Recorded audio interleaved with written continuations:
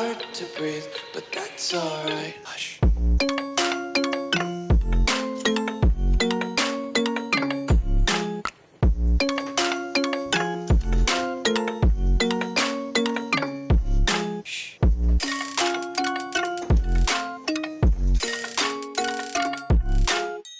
What's up, Mob Crew? I'm Chris. In today's video, I've got some interesting things that I found in the Idaho student case.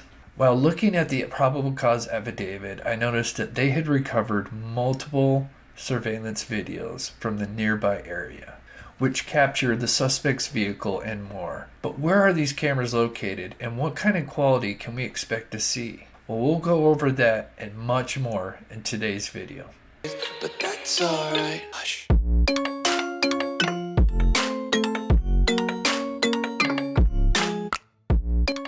Welcome back to the channel, everybody, where we cover murder, mystery to the missing.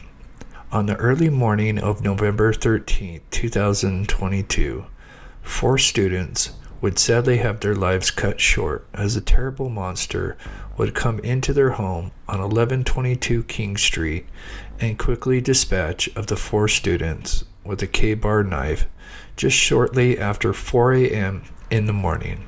The alleged suspect would be caught nearly 6 weeks later. Bryan C. Kohberger, just 28 years old, a college student living in Pullman, Washington, who studied in criminal arts and psychology, would be arrested and charged for the 4 student homicides. Later on, they would release a probable cause affidavit revealing how they linked Kohberger to the quadruple homicide and the supposed breadcrumbs he left behind. One of the things mentioned in the affidavit is actual footage taken from several security cameras in the nearby area.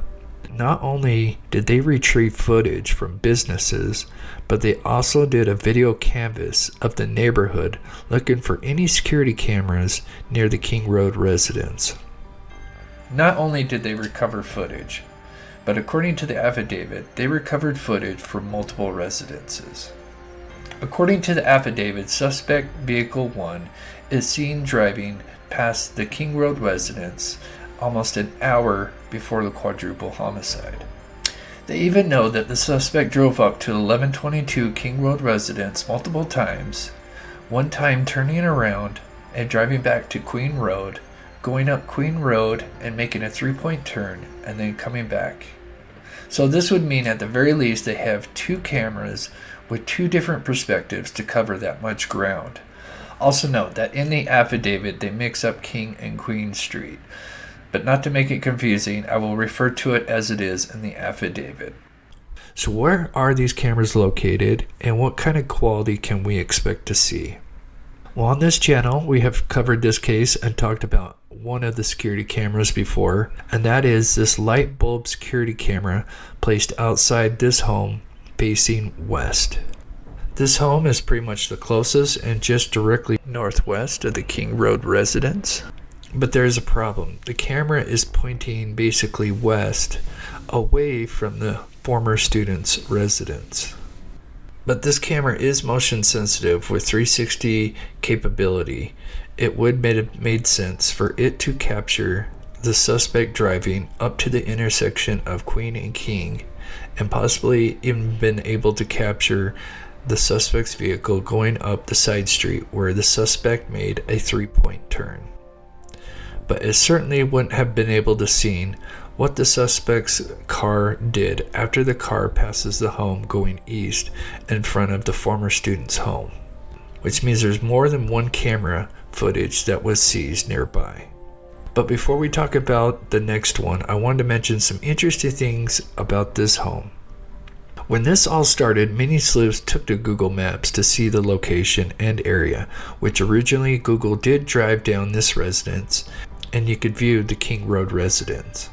These pictures were taken from the year prior, but shortly after the homicides, they ended up blurring the King Road residence, but you could still go up and down the street on Google. But what's really odd is that a few weeks later, they would blur this house, which coincidentally is the house with the light bulb camera.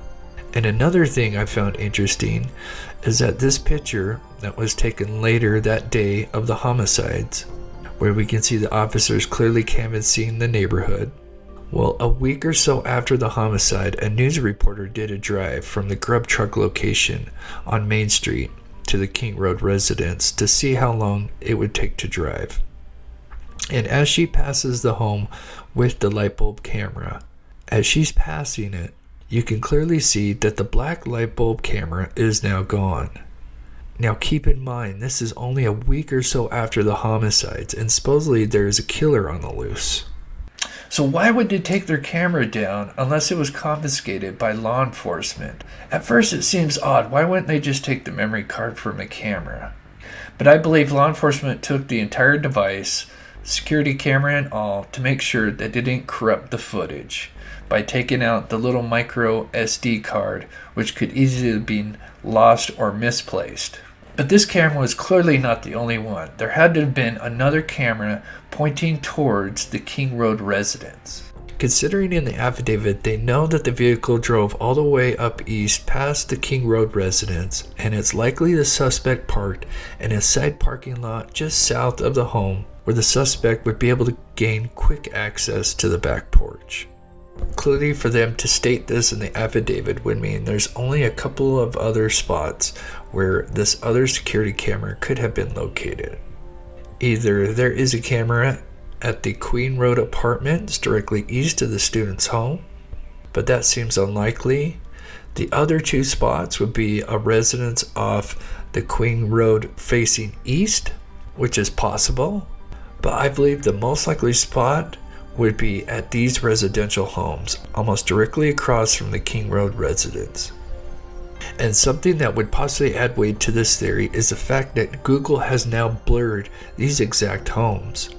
There are no other homes that I know of that have been blurred on this street, and I find it odd what's the coincidence that the only other house to be blurred besides the King Road residence is the one we know for sure had the security camera. So the big question is, what can we expect from the security footage? Considering there are so many types, with some having absolutely terrible quality to actual full color night mode in HD.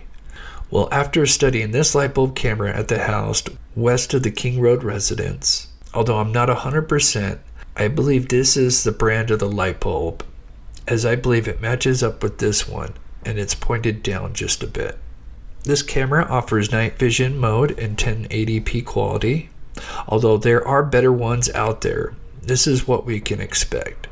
We should get a decent picture, but we won't be able to tell the actual color of things, as this particular camera doesn't have color night mode.